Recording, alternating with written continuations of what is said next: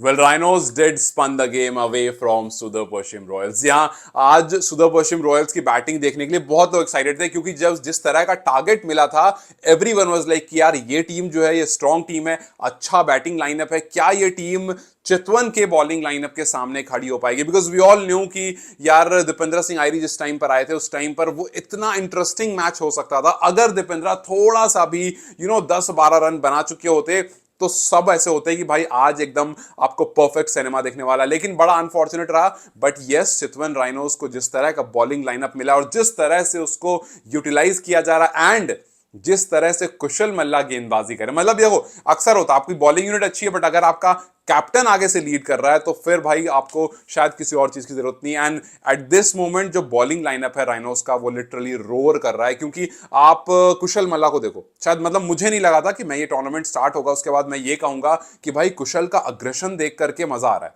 जो कि एक्चुअली में कुशल का अग्रेशन देख करके मजा आ रहा है। मुझे नहीं याद कि कब मैंने उनको नेपाल की तरफ से खेलते हुए देखा और इतना अग्रेसिव देखा कि जब जब वो विकेट ले रहे हैं या फिर कोई और उनका उनकी टीम का प्लेयर विकेट ले रहा है वो बिल्कुल इस तरह से आ रहे हैं जैसे विराट कोहली होते हैं। विराट कोहली अगर स्लिप में खड़े हैं तो भी उतना ही अग्रेसिव होते हैं, पॉइंट पर हो कवर्स पर हो कहीं पर हो उतना ही अग्रेसिव होते हैं। वैसे ही Kushal Malla was enjoying each and every moment and it felt like कि भाई वो कैप्टन है और वो टीम को ऐसे ले करके चल रहा है। सो कुशल मल्ला बॉलिंग हर मैच में एकदम डोमिनेटिंग, हर मैच में ऐसा लग रहा है भाई ये आपके प्राइम बॉलर, ये आपके फर्स्ट ऑप्शन है, ये आपका वो नेपाल टीम में ऐसा नहीं कि 4 के बाद 5वें की तरफ देखेंगे तो मल्ला की तरफ देखेंगे। यहां पर he is the captain and he trust himself कि नहीं भैया मुझे पता है कि मुझे किस तरह की बॉलिंग करनी है, इस पर्टिकुलर पिच पर स्पिनर्स को हेल्प मिल रही है so I am going to utilise each and everything. But yes इस गेम के दो अलग अलग एंगल्स जरूर हैं।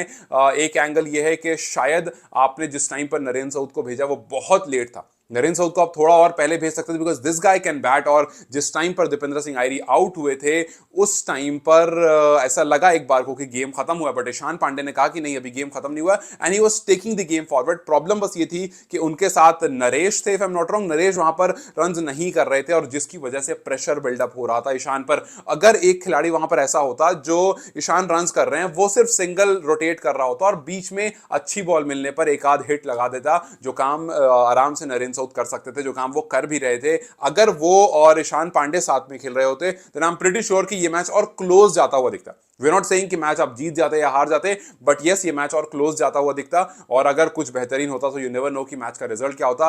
But yes we must appreciate जिस तरह से चितवन ने एक अच्छा टोटल दिया और उस अच्छे टोटल को फिर डिफेंड करने जब आए तो देखो हर मैच में उन्होंने बता दिया एक और चीज कि भाई जैसे पिछले मैच हमने कहा था कि बस सुहेल तनवीर अगर नहीं चलेंगे या अगर आपको शुरू में बहुत सारा ब्रेक थ्रू नहीं मिलेगा तो क्या आप विकेट्स नहीं ले पाओगे। आज चीजें और अलग थी, हर गेम में we are seeing different things. So आज के मैच से एक चीज और क्लियर हुई कि भाई दो ही टीम अब ऐसी बची जो 100% रिकॉर्ड के साथ आगे बढ़ रही है। एक है आपको जनकपुर बुल्स जो सारे के सारे मैच जीती है, एक है आपको लुम्बिनी लायंस जो सारे के सारे मैच हारी है और बीच की जितनी भी टीम्स हैं वो सारी ऐसी हैं कि आप किसी को फेवरेट नहीं कर, इनफैक्ट आप 8 की 8 टीम में से किसी को भी फेवरेट नहीं कह सकते बिकॉज हर दिन जो हमें वीक पॉइंट दिख रहा है वो अगले दिन स्ट्रेंथ दिख रही है और जो एक दिन स्ट्रेंथ दिख रही है वो अगले दिन वीक दिख रही है। जैसे आप देखो आज दीपेंद्र सिंह आयरी बहुत अच्छा मौका था क्योंकि आज वो एकदम परफेक्ट प्लेटफॉर्म जो फिनिशर के लिए होता है वो सेट करके आपके सामने रखा हुआ था और आज आपकी टीम को वही 10-12 के आसपास स्ट्राइक रेट से रन चाहिए थे। इनफैक्ट जब वो आए थे तब थोड़े कम से चाहिए थे, 8-10 के आसपास चाहिए था और वहां पर अगर थोड़ा सा और आयरी टिक जाता, हालांकि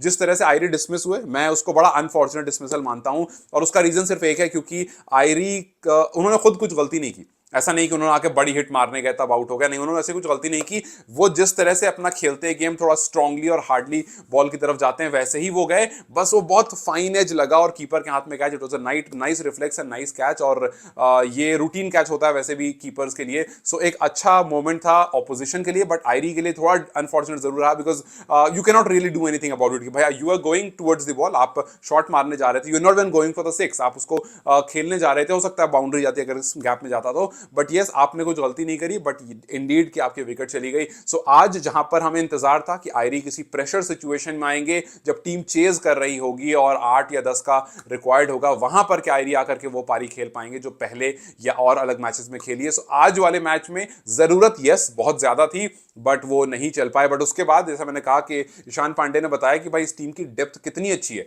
नरेश आई थिंक के वहां पर आई होप कि वहां पर कोई और खिलाड़ी आता, वहां पर हो सकता है नरेंद्र साउथ आते तो चीजें अलग होती। But yes if you look at Chitwan rhinos, यार देखो जैसा हमने लुम्बिनी लायंस के बारे में कहा कि उस टीम के पास ना बॉलिंग यूनिट नहीं है, उस टीम के पास जो बॉलिंग बॉलर्स की लिस्ट है ना वहां पर कोई ज्यादा स्ट्रेंथ नहीं है। लेकिन अगर आप चितवन की तरफ देखोगे तो इनको यूनिट बहुत अच्छी मिली है, and it's all about the selection. जो टीम सिलेक्शन होता है वहीं से यहां पर चीजें आती है। भाई टीम देखो कितनी अच्छी है आपके पास। If you look, Suhail Tanveer, Rizan Thakal, we all know कि भाई शुरू के चार ओवर का स्पेल ये निकाल देंगे। अगर बहुत अच्छी बॉल हो रही है तो हो सकता है 6 का 6 ओवर ये निकाल दें। फिर उसके बाद आते हैं कुशल मल्ला, कप्तान खुद, और हर मैच में ही इज डिलीवरिंग। और सबसे बड़ी बात पता है क्या है कि वो इकोनॉमी जो है वो हर मैच में 6 से नीचे की रख के जा रहे हैं और विकेट लेके जा रहे हैं। आप एक मैच में एक ओवर में अगर 2 क्रूशल विकेट्स लेकर चले जाओगे सो ऑपोजिशन का काम वहीं पर खत्म हो जाएगा। सो कुशल मल्ला, मुझे ऐसा लगता है कि जिस तरह से इस पर्टिकुलर टूर्नामेंट में गेंदबाजी कर रहे हैं, रोहित इन पर नजर जरूर रखे हुए होंगे कि यार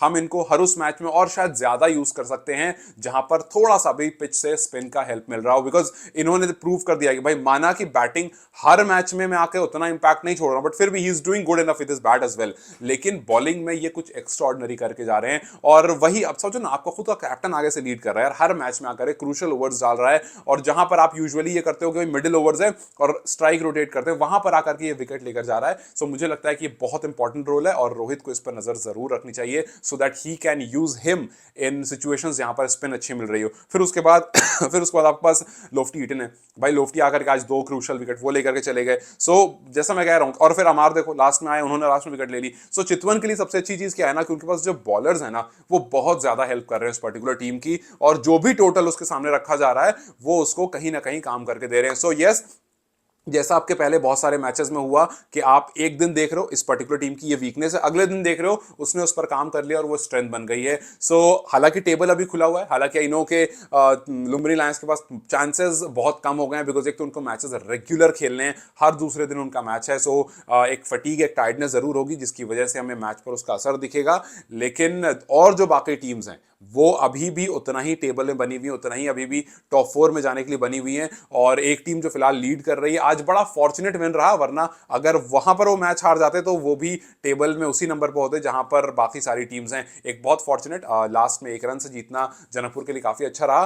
बट एट दिस मोमेंट ये जो टूर्नामेंट है ये पूरा खुला हुआ है, it is completely wide open, और यहां से आप किसी भी टीम को सपोर्ट कर रहे हो, यू कैन नॉट से कि ये पर्टिकुलर टीम वीक है। सिर्फ और सिर्फ लुम्बिनी लायंस के बारे में एक बात बहुत सारे फैंस कह रहे हैं कि इस टीम के पास जो यूनिट है ना बॉलिंग की वो बहुत स्ट्रांग नहीं है, और इस वजह से शायद रोहित उसको बहुत यूटिलाइज नहीं कर पा। क्योंकि रोहित उसके कैप्टन है तो नेपाल से लोग लिंक करके काफी लोग कह रहे हैं कि वहां पर बॉलिंग को अच्छे से रोटेट भी नहीं किया जा रहा। But apart from that particular thing of Lumbini Lions, वो भी काफी स्ट्रांग टीम है। So yes, table wide open है, हो सकता है आप लोग किसी 4 टीम को गेस कर लो कि वो 4 पहुंचेगी। अब हाई टाइम है कि गेस कर लो और देखते हैं कि वो 4 टीम पहुंच पाती है या नहीं टेबल के टॉप 4 में और प्लेऑफ में। So what do you think, कौन सी वो टीम होगी जो टॉप 4 में पहुंचेगी, और आज कौन से पर्टिकुलर प्लेयर ने आपको काफी ज्यादा सरप्राइज करा, शॉक करा? Because if I go through, हालांकि आज स्टार्ट अच्छा मिला था, but if I even go through the batting lineup of Chitwan rhinos, तो हसन के 65 रन के अलावा जो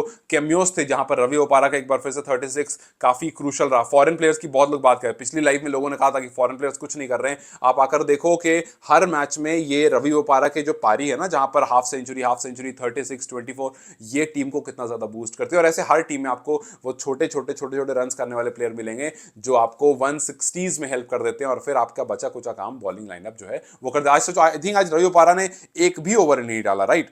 रवि ओपारा वो बॉलर नहीं, उन्होंने अजय भी ओवर, सो रवि ओपारा वो बॉलर है जो आपको क्रूशल सिचुएशन में बीच में आकर के स्लोअर डाल करके मैच को काफी स्लो कर देते हैं और एक आध विकेट लेके चले। सो अभी ओपारा ने बॉलिंग नहीं की। सो एक टीम है जिसके पास बॉलिंग का भंडार है, और एक टीम लुम्बिनी लायंस जैसी है जहां पर बॉलर्स है ही नहीं। So yes, there are weakness, there are strength, उसको कैसे यूज करते हैं ये देखना आगे अभी भी बच रहा है, क्योंकि अभी भी कुछ भी खत्म नहीं हुआ है। What do you think, who are your top 4? Do let in the comment section. Till then, you guys take care, I will see you very soon, bye bye.